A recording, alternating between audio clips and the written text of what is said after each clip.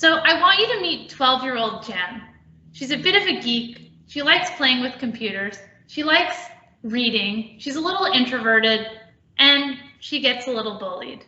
This was me at 12.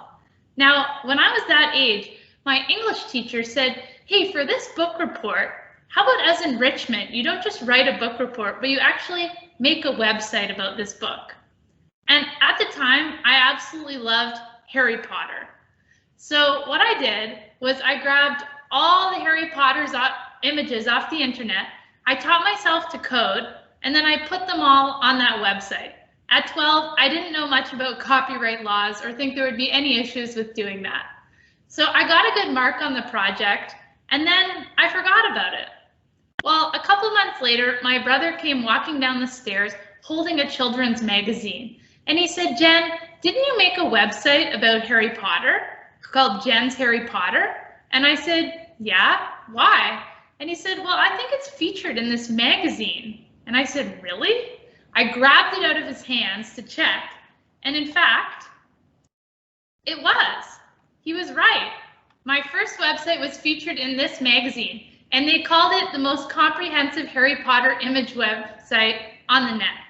And I don't know if you recall those hit counters on websites that show you how many people visited the website, but I logged back on and I saw that hundreds of thousands of people had visited the website. And in the guest book, where people left comments about the website, they said, this is the most amazing site, I love it. Wow, it was such an empowering moment for me as a 12-year-old. And suddenly the bullying became less relevant. I got more engaged at school, and I started taking on leadership positions. I realized that I could make things that other people could use and that I could be a leader. Later on in my career, I was selected for the Singularity University Global Solutions Program, a 10-week program based at the NASA campus. So I got to live there for 10 weeks and learn all about exponential technologies like 3D printing and robotics, and how to apply them to key grand challenge areas like poverty, water, and education. And as part of that program, they asked us to choose which one of the grand challenge areas we wanted to focus on. And I thought back to that moment when I was 12 and realized how empowering and impactful that had been for me. And I thought maybe I might want to do something in the area of education. And then I came across this quote from Nelson Mandela, which says that education is the most powerful weapon that we can use to change the world.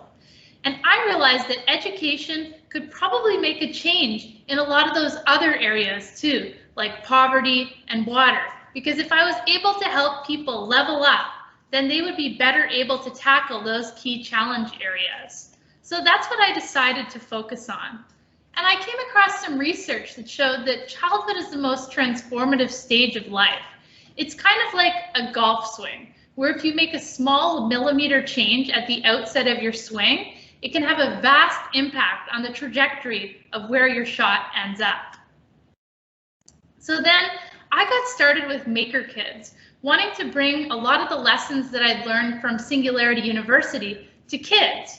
We started with the first makerspace for kids in the world, teaching all sorts of topics. Today, we run programs, camps, and parties that are award-winning on topics like robotics, coding, and Minecraft. And they're all about helping empower the makers of tomorrow. And we help kids realize what they're capable of. Serena created a hat using wearable technology that lights up and was featured in a magazine. Alex, at 10 years old, started a business making and selling audio speakers to his neighbors. And Artash won a prize from NASA for a rover that he created. And something we also started to see was positive mental health outcomes, including results reported from parents as well as mental health professionals recommending kids to us because of the results that they'd seen. Today, I'm here to share why STEAM, or science, technology, engineering, arts, and mathematics, is the future of learning, and how we need to teach children to be innovative and to develop confidence, social skills, resilience, and a positive relationship with technology. Because the jobs of the future don't exist today, and we need our children to be able to adapt, create, and apply the knowledge to meet the changing needs of society and create a better future for us all. So let's look at that future based on what I learned at Singularity University. What does the future look like? Well, and also, why is it important that we look at that? I love this quote from Walt Disney that says, "Times and conditions change so rapidly that we must keep our aim constantly focused on the future." And I think that's so true. And in fact, the future and the world is changing at a more rapid pace than ever before.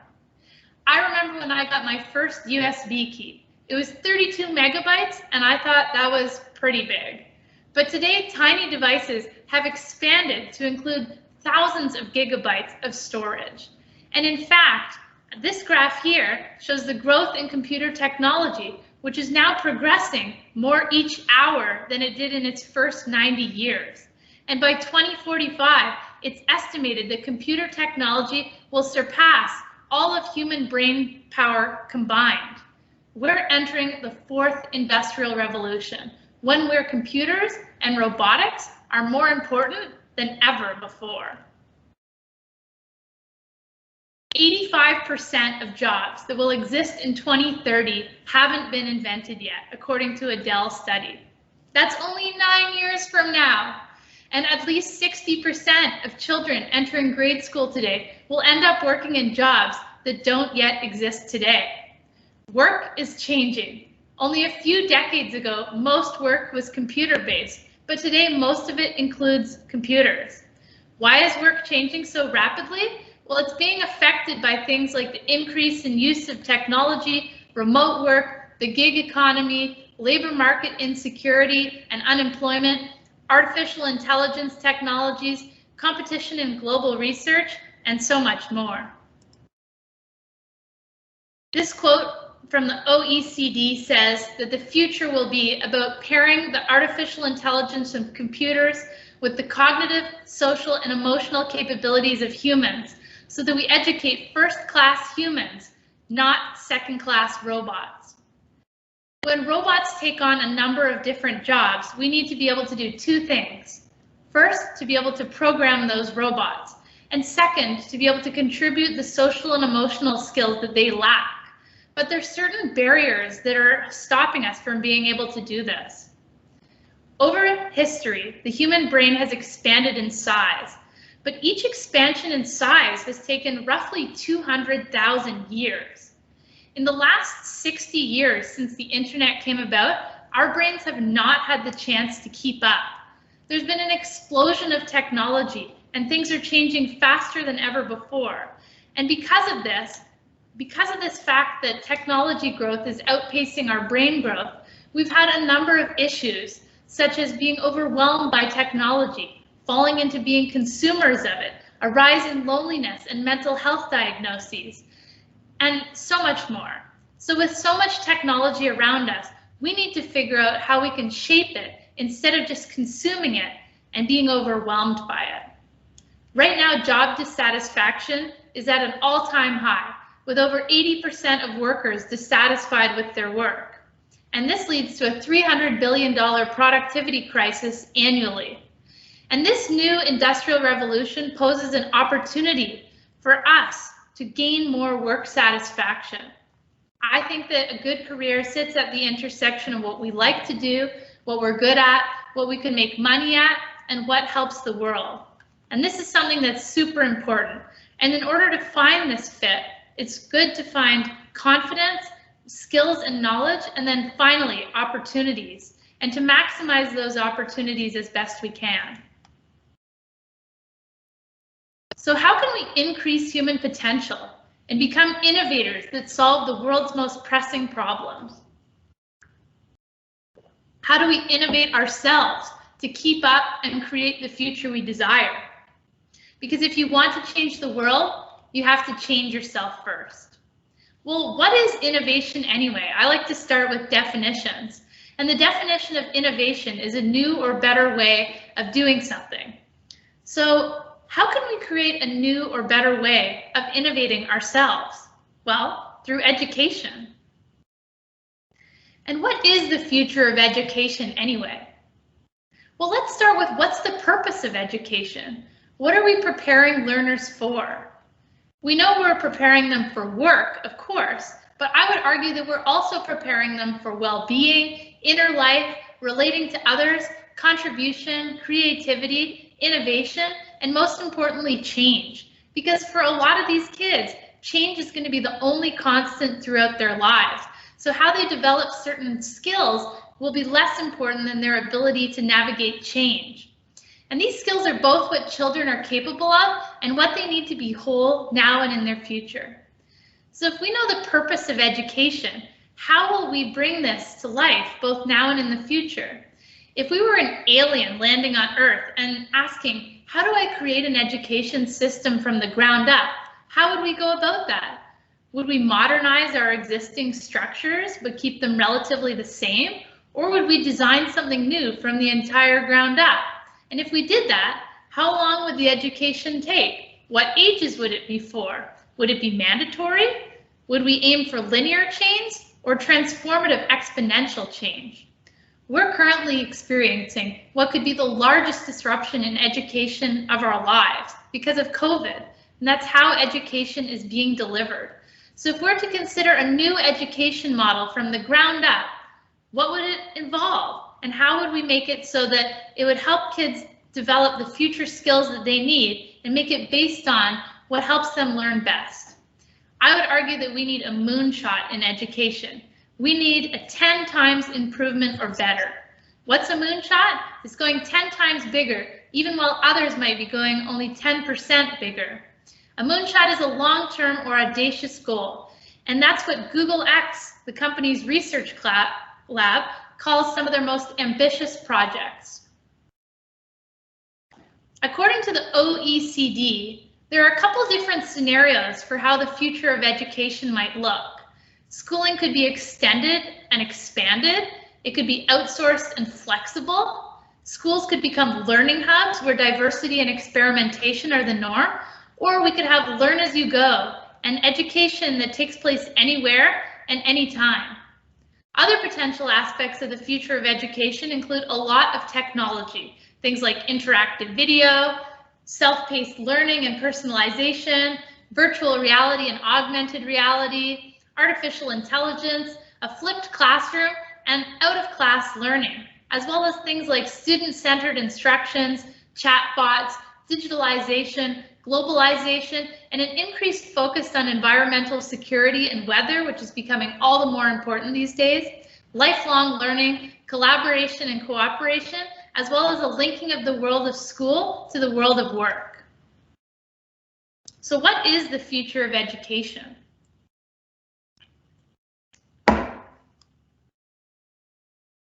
I came back from Singularity University a changed person. As I was learning about the future, what became clear to me was that the biggest difference I could make was in education. We talked about the global grand challenges, which led us to the Sustainable Development Goals, because learning is going to drive our future, and entrepreneurship and learning can be interactive and play-based, and also help kids develop social skills, confidence, and more. How do we educate when we don't know what we're educating for? Well, youth should learn core curriculum like math, science, and English alongside exponential technologies like 3D printing and robotics, as well as global grand challenges like poverty and water, transformational practices like entrepreneurship, and social emotional skills like confidence and creativity. Learning is going to become more project-based, child-centered, interest-driven, play-based, and gamified. And students will likely have small class sizes where they get to build portfolios of their own projects and also do self-paced learning. And all of this will enable us to tackle what the UN calls the Sustainable Development Goals, areas like quality education and water. The future is changing faster than ever before, and we need to have a future-focused model to help us keep up with the exponential rate at which things are changing, so our children are able to adapt, create, and apply their knowledge to meet the critical changing needs of the society and create a better future for us all. And one of the key ways that they can do that is through STEAM. So what is STEAM and why is it important in education? Well, STEAM is science, technology, engineering, arts, and math. And almost everything we interact with today involves elements of STEAM, like a washing machine. A washing machine is a robot. All the lights in our houses involve electronics. It's all around us. Now, what do these luminaries have in common in their educational backgrounds? No, they didn't all have an Ivy League education, but they all had a deep exposure to STEAM when they were kids. Steve Jobs was a member of the Explorer Club at HP, where kids got to learn about electronics. Larry Page was given computers and electronics as toys and decided at age 12 that he would become an entrepreneur. And Sarah Blakely, a billionaire entrepreneur, was asked each week at dinner by her dad, what did you fail at this week? And if she didn't have an answer, he invited her to celebrate failing. We know that childhood is a transformative time, like that golf swing. So how do we get more luminaries like these? Well, by exposing kids to STEAM and making. What is making anyway? Well, the maker movement is all about creating rather than consuming. It's a cultural renaissance where people are going back to their roots of building things with their hands. A maker, quite simply, is someone who makes things. Makers share ideas, spread inspiration on the web, and they're changing the world through the better through DIY and leading revolutions like 3D printing. Some examples: Make Magazine and Instructables are platforms where makers share their ideas with each other. Etsy has over 1 million artisans on their platform and over $1 billion of revenue. And you may have heard of Kickstarter, a crowdfunding platform where anyone can launch their ideas. Makers form communities, and hundreds of thousands of people attend maker fairs each year. People come together as well in things called maker spaces to, well, make things together. They share tools and ideas there. At my first maker fair, I was able to create this microcontroller, and I was amazed at how easy it was to create electronics projects. It's really easy to see electronics creations as closed box systems that you can't have an impact on. But actually anyone can put together a circuit board that you can program to control lights and outputs and create things like a motion controlled night light. My next foray was into 3D printing. I started by downloading these earrings from a website called Thingiverse, which is a universe of things, and then 3D printing them at a local makerspace. Then I learned to create and modify my own designs. This is a 3D scan of me. Is this what the next generation of selfies is going to look like? And people are doing tons of awesome things with 3D printing. They're 3D printing food. They're sending 3D printers to space so that those 3D printers can print parts that astronauts might need. And there's so many different things you can do with 3D printing. It's quite amazing. In fact, you can 3D print a 3D printer that 3D prints a 3D printer. A friend of mine at a local makerspace helped me realize that we could make our own 3D printer using 3D printed parts. Pretty brain-boggling, right? So using basic electronics and 3D printing skills, we made this 3D printer that was featured in a music video. But making doesn't just have to be about STEAM. It can include a broad array of things like sewing, composing music, writing books, founding charities or clubs, and entrepreneurship. And the book Invent to Learn shares this broad definition. Having experiences like this can be incredibly transforming. I was astounded by what I could make, and I started to make more things. When I was a kid, I used to love arts and crafts, and this is like arts and crafts 2.0. For example, this is a bracelet that I created that lights up when you put it on. I love the quote from Steve Jobs that says, everything around you that you call life was made up by people that were no smarter than you, and you can change it, you can influence it, and you can build your own things that other people can use. Imagine how powerful it can be if someone learns this as a kid.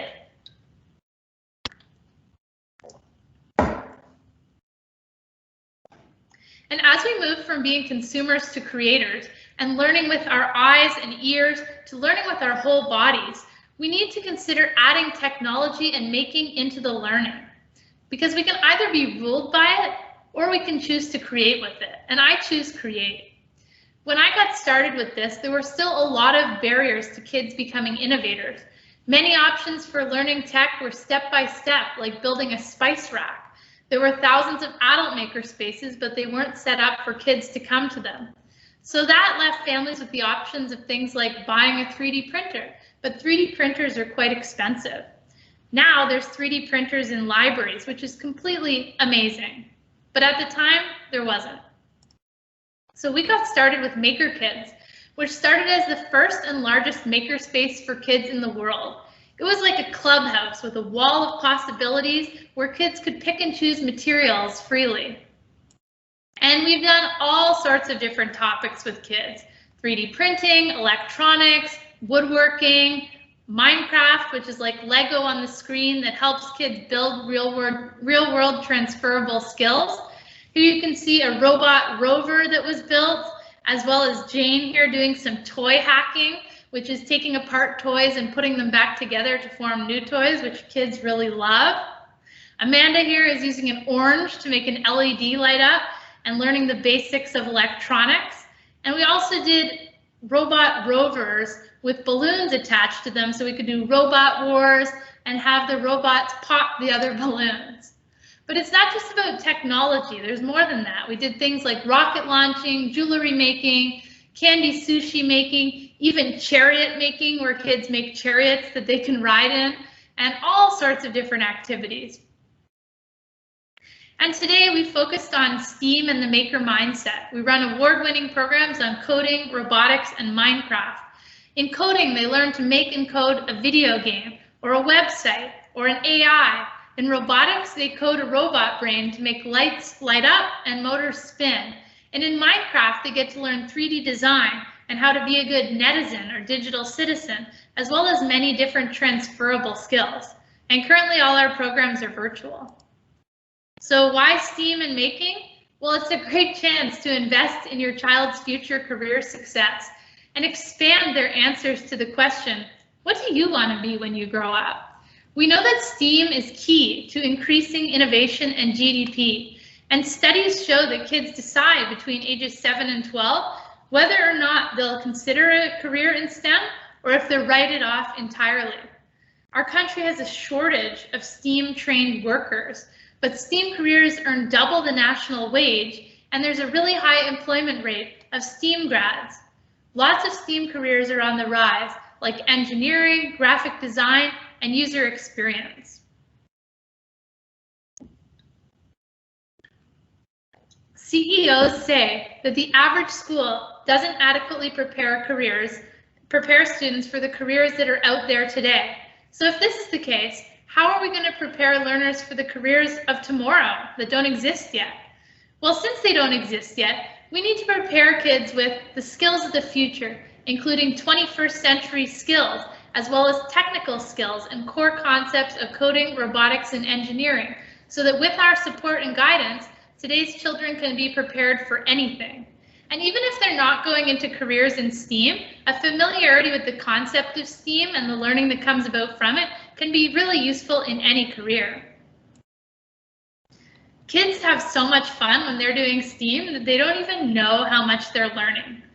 When they're starting to code, they can learn with block-based coding so they don't have to do any difficult typing, and then they can make things like video games. And when they get into making, they get into flow, the maker mindset at play. They also love it if you make it fun with things like jokes and costumes, and all of this makes it so that kids come to love learning, which is so important considering how key lifelong learning is today. And kids can also work in groups together and form lifelong friendships around projects. They can also learn industry-leading tools, like the Arduino, which is a robotics platform that was used to prototype the Square credit card reader and the Pebble smartwatch. With coding, they can do things like make a game and publish it to the App Store. These are all platforms that maximize both learning and fun, and they can make real video games, websites, robotics projects, and more. They can start off with general principles versus one specific coding language, which is the direction that a lot of universities have also gone in, and then be able to use those skills to learn any coding language. The growth of AI technologies is 11% year over year. Well, what does all this mean? It means that learning how to build and work with artificial intelligence is super important, and kids can actually learn that. We've seen kids creating chat bots that say things like, "Hi, what's your favorite color? Oh, red? That's my favorite color too. Want to see a picture of my cat?" Or, "What's your favorite color? Oh, yours is blue? Cool, mine is red. Want to see a picture of my cat?" And kids have made some really cool inventions, like putting computers on wheels, starting businesses, and more. This is a project created by two makers, Johnny and Bob, and they took a Trouble game, the popular game Trouble, and they added motors to it so that if you made the wrong move in the game, the whole game board started to move around. It was pretty amazing. And this is a project made by some makers in our Tuesday class. So they coded a game where you have to climb up these different levels, and they added their own custom designs that they made using graphic design with clowns and dinosaurs with different types of shoes on them. It's pretty cool. And this is a project that was created in our Minecraft camp. The kids came together and they decided that they were going to build a giant condo building. So they made the condo building together, and then they each had their own condo within it that they decorated in a certain way. And then they went on a tour together of each other's different condos, which was really cool. So kids have this naturally uncapped imagination where they can actually, in some cases, be more innovative than adults. There's this challenge you may have heard of called the Marshmallow Challenge that involves using spaghetti sticks to try and build a tower as high as possible and put a marshmallow on top. Well, kindergartners actually managed to beat out MBA students at this challenge. And why is that? Well, the MBA students were spending a lot of time trying to plan how they were going to build their tower. But while that was happening, the kindergartners were just building their tower, failing, experimenting, trying to see what worked. And because of that, they were actually able to create a higher tower faster than the MBA students. Being a maker is all about experimentation, which is what the kids use to help create that tower. So kids have an amazing set of ideas, and it's so cool to think, what if they're actually able to use those ideas and bring them to life right now? How will that change our world?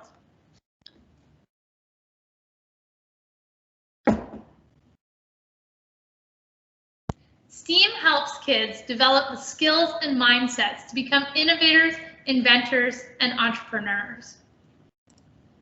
And it's important because it'll set our children up for success. It'll broaden their opportunities in their future careers that require both technology and innovation as foundations. But it's not just about technical skills.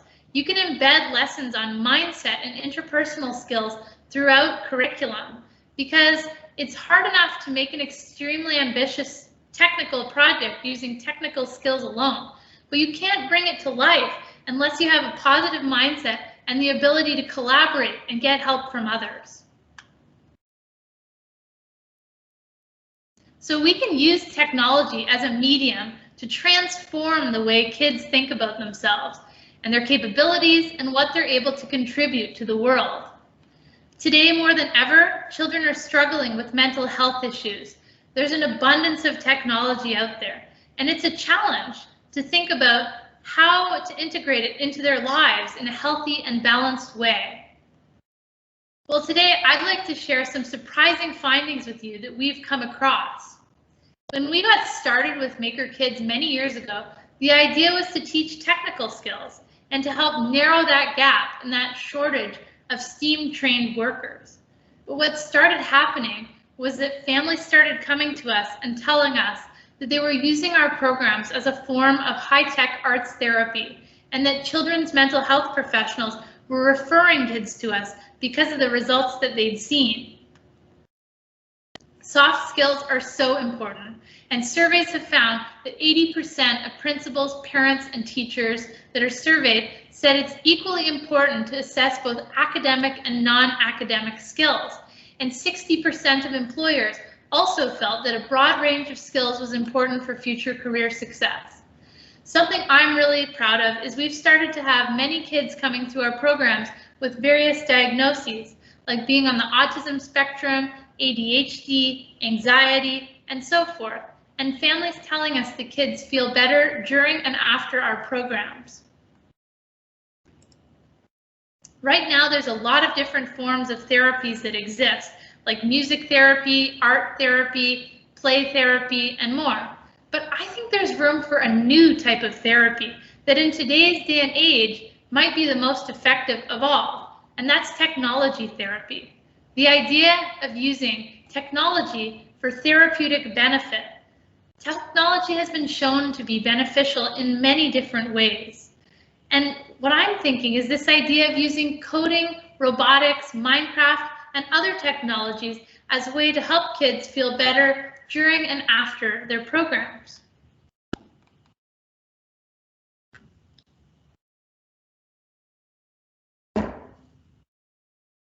And I think that the reason why technology and making can help kids have therapeutic benefits is for a number of reasons. First, making lets you be recognized for an area that people might not typically see as creative. When you think of creativity, you might think of art, writing, music, and those are what are seen as creative. But kids start to realize when they do STEAM projects that they can be recognized for creativity in areas like coding and engineering. The second is making allows you to express yourself. Through your creation, you can actually organize your thoughts, you can express to people what you're thinking inside your head, and you can think more about the world and your place in it. This is a maker mindset at play. Also, the act of creating is therapeutic in itself, and it makes people feel like they have power in the world. When you see an object in front of you that you created or that's being used by others, that's powerful. And you start to realize that you can change the world, starting by changing the lives of those in your community. And in terms of developing social skills, what we've noticed is that while kids' attention is really focused on a certain task, like Minecraft, they might get distracted and have their mental filter go down, and then they take more social risks, like talking to another kid or talking to an adult for the first time in a while. And then they carry those benefits and those social skills with them to other parts of their lives. And we've also seen a lot of great improved behavior, where parents might tell us before their child comes, be prepared for bad behavior, but then we don't see it because the kids are having so much fun. And we've heard that that transfers over to other parts of their lives, like school and home. We also see a community that gets built when kids get to know each other through making. And we believe there's many mental health benefits that come from all of this. As an example, there are a couple of reasons why technology is great for students with ADHD. First of all, it gives students with ADHD more rapid feedback when they're using technology. As well, they can modify the technology and the pace to control the rate at which they're stimulated. And finally, STEAM education is interactive, which is great for students with ADHD. But it's not just about teaching the technology. It's about using it as a medium to nurture confidence, communication, resilience, and a positive relationship with technology. And although you can teach each of these skills in pretty much any technology, you can also focus different topics on different areas. So, for example, when you look around you, you see lights, motors, and all sorts of elements of circuitry and robotics. Well, imagine making a light that lights up using a robotics microcontroller, and then realizing that you're using similar technology to what lights up your house. Think of the confidence that that inspires. In Minecraft, kids are in a shared digital world where they're sharing things like resources, space, and creativity. So there's lots of room for communication and practicing that. And coding involves a lot of trial and error. It's all about debugging and learning to see what went wrong and try and fix it and try again. And that inspires resilience. And with all computer-based technology, there's an opportunity to help kids develop a positive relationship with technology. Teaching kids about things like internet safety and self-regulation around technology, as well as how to be good digital citizens. It's all about helping kids move from passive consumers to active creators. And studies have actually shown that there's a difference in terms of the effects of screen time on kids, whether they are passively consuming or whether they're actively creating. And the effects of screen time when they're actively creating are not nearly as detrimental as when they're passively consuming. So since Minecraft is like Lego on your screen, you can build amazing creations. And we've seen how Minecraft, well, and Lego, but how Minecraft can develop social skills. So in Minecraft, kids create rules together, they take on roles, and they model their conflict resolution skills. I'll give you an example. There was a kid named John who unfortunately in his life had had a traumatic experience with an adult, and for years had then not spoken to any adults other than his parents. And he came to our Minecraft program. And he was so into Minecraft and so into the programs, having so much fun with the other kids, that suddenly one day he raised his hand and said, "Hey, teacher, can you come help me with this?" And his mom, who was sitting on the side, burst into tears. It was incredible. And she shared with us that after that, he started speaking with other adults.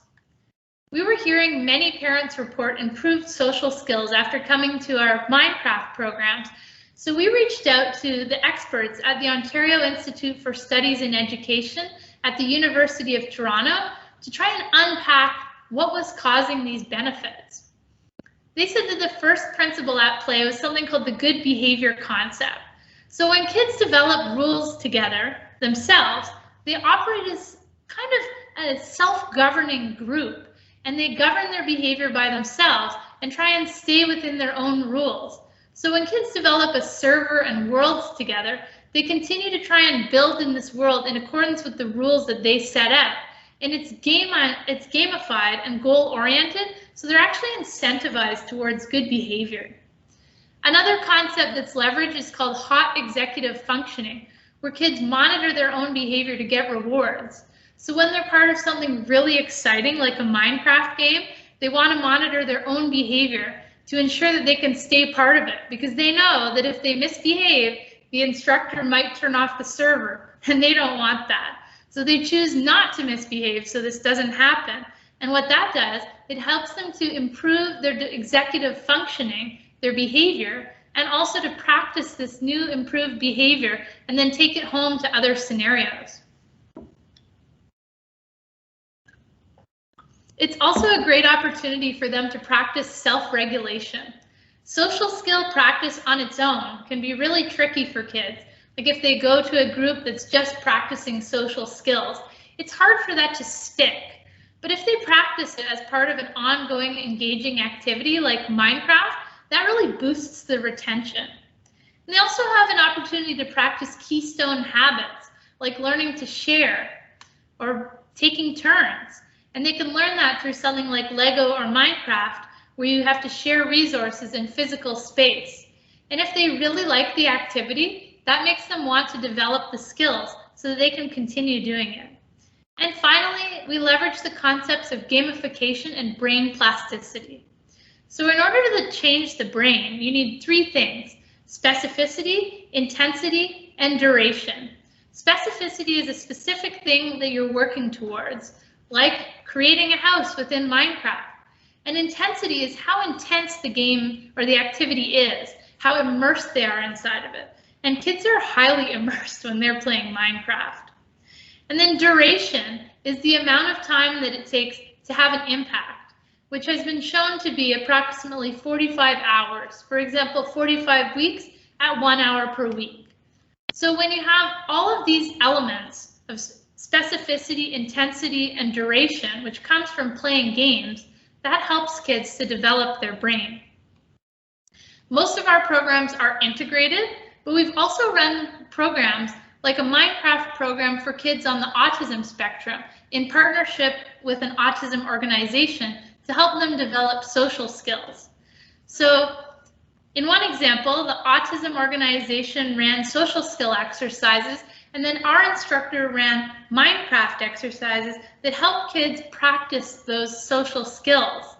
And the therapists saw results actually as of the second class. So we're working on getting these results studied.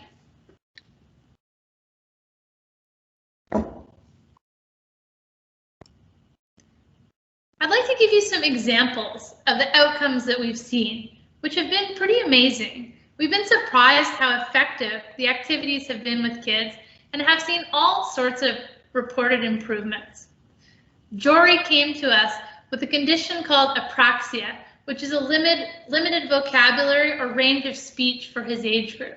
And his parents had tried everything, speech therapy, all sorts of things. Well, would you believe it that it was actually Minecraft that ended up being the most helpful thing for him? Through a year of coming to our Minecraft programs, he got so into Minecraft that he started trying to find tutorials at home, watching videos, trying to learn more vocabulary about Minecraft so that he could interact more with the game and the kids around him. And guess what? At the end of that year of researching and speaking with the kids around him, he had gone from a below average range of vocabulary to an above average range of vocabulary, which is pretty amazing. Another fellow named James was high functioning on the autism spectrum, and unfortunately he had never been able to successfully attend a camp or an extracurricular. He just hadn't wanted to go and it didn't work out. But he came to one of our programs. And he first started with him and his mom sitting side by side, and it was needed for her to be there at first. But then slowly she moved out to the lobby. Then later she went to a coffee shop nearby. And then finally she was able to be at their house at home while he was at our camp. And he was really able to thrive and succeed, and even to teach his skills to the other kids around him. And then he went on to attend other camps. So imagine what sort of change this might have made in his life. If he'd had no intervention of any kind, he may have gone on to not be able to attend camps or to be able to contribute his knowledge to others. But he was a super smart kid. And now he's able to teach others the skills that he knows to attend other camps. And who knows what sorts of amazing inventions he might be able to go on to create that might help the world. And this little fellow on the screen is Minecraft Malcolm. He actually came all the way from Kingston to Toronto for one of our camps. And again, it was a first-time camp experience that was amazing for him, and he's continued to come back from Kingston for more of our programs. Another example is Sienna. She created a robotic rover called Bob the Blob and actually presented it at the TIFF Digi Play Space. And there was all sorts of amazing examples that we've seen where kids have developed things like confidence, social skills and friendships. They've improved their marks, attention, and vocabulary. They've improved their behavior and had this transfer to other parts of their lives, and they've had increased creativity as well. So pretty amazing stuff.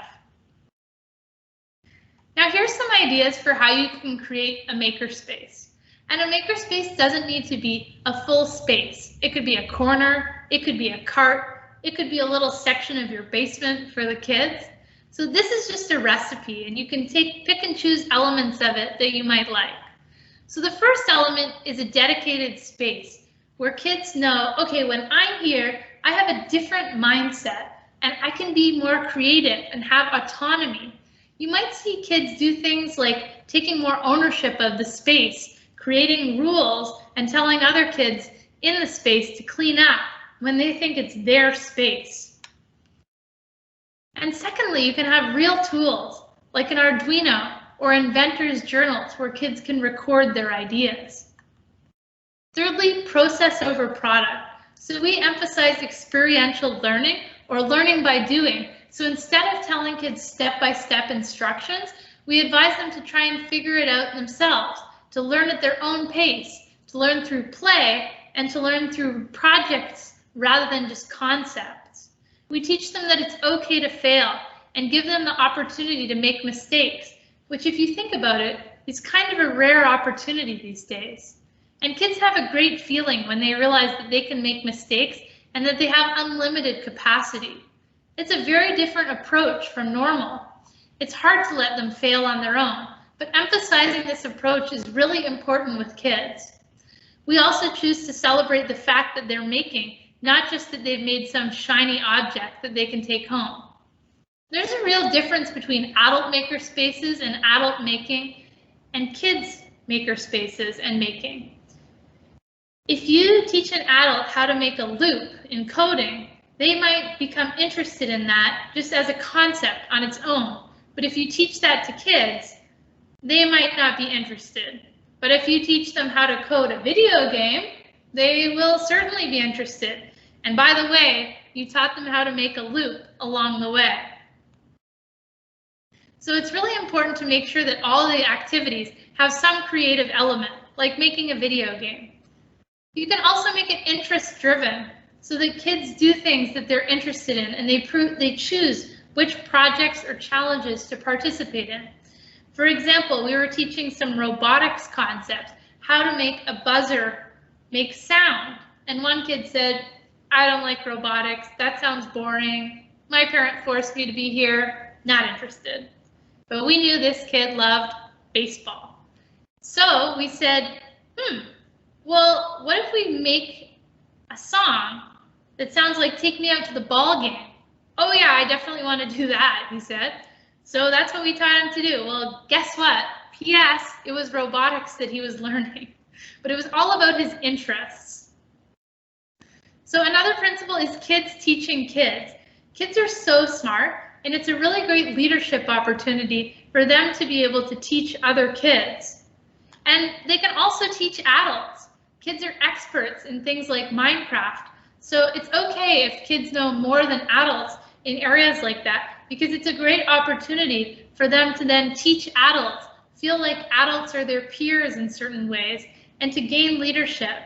And we also try and select instructors that are role models that can have similar interests to kids and become both peers and role models for kids.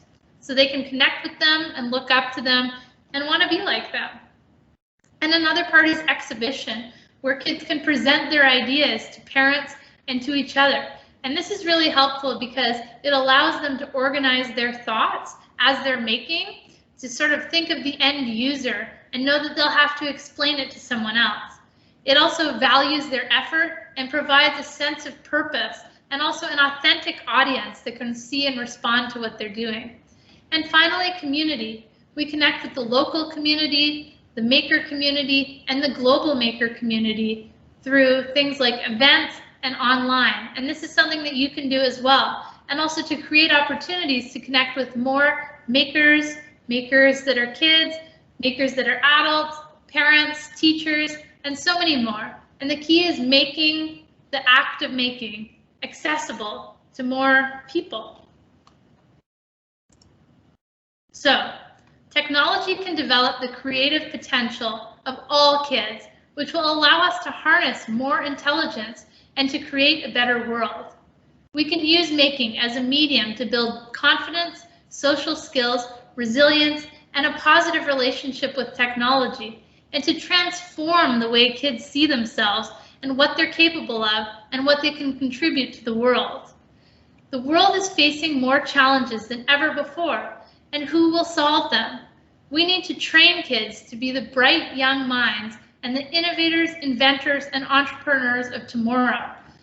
Since the careers of today are not the careers that will exist when children graduate, we need to set them up for success by helping them learn the skills of tomorrow. 12-year-old me didn't realize the benefits of coding a website and learning to code, but now many years later, I'm at a place where the benefits of this experience are undeniable. And as I look back, I now realize that the building blocks that were put in place for me with that experience were confidence, leadership, and seeing my value recognized in the world. And that set me on a path to be able to help other people and to help kids. And I created Maker Kids because of that. Along the way, I realized that our educational system had to change.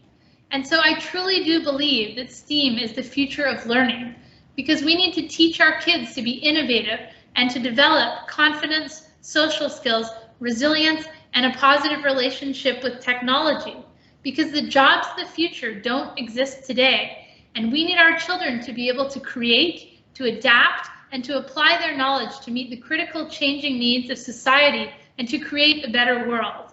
So what I want to leave you all today with is the knowledge that it's in our hands to create the changes in our children's learning that are necessary, because the best way to predict the future is to create it. Thank you.